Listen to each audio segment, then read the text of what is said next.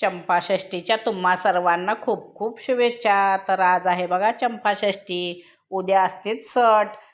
चंपाषष्ठी दिवशी असे नागदिवे बघा देवासमोर पाजळतात आणि त्यासोबत वरण भात, हरभऱ्याची भाजी, त्या डाळीला फोडणी देऊन चपात्या वगैरे असं नैवेद्य केला होता. आणि असे 10 पेढ्याचे, नंतरनं गव्हाचे पिठेचे असे नागदिवे केले ते बघा. आमच्याकडे ते ह्याचे बाजरीच्या पिठाचे करत नाहीत पहिल्यानुसार, मग आईने सर्व नागदिवे केले होते बघा. मग छान असे तुपाच्या वाती घालून भिजवले होते. म्हणलं चला आता पाजळून घेऊया म्हणले. मग बघा असे मी आणि शिवांश असे बसलाव बघा पाजळण्यासाठी दिवे. त्याला आपण प्रत्येक गोष्ट करायची असते. देवदेव तर करायला त्याला खूपच आवडते. रोज तो देवदेव करून लागतो बघा मला. आणि आरतीला पण असतो सकाळ सकाळ.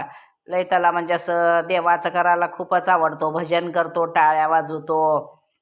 तर असं चालू आहे बघा मग आमचा देवदेव करायला. मग म्हणलं चला येळकोट येळकोट जय मल्हार, खंडोबाच्या नावाने चांग भलं असा आमचा जयघोष चालू होता. मग मी वैष्णवी आई वगैरे असं देवपूजा करून घेतली, नैवेद्य दाखवला देवाला, जे ताट नैवेद्याचं भरलं होतं. नंतर मग म्हणलं चला शिवांशला पण ओवाळून घेऊया, कारण लहान बाळाला ओवाळतात, तो तर लयच खोडकर झाला आहे बघा कसं हे करतोय.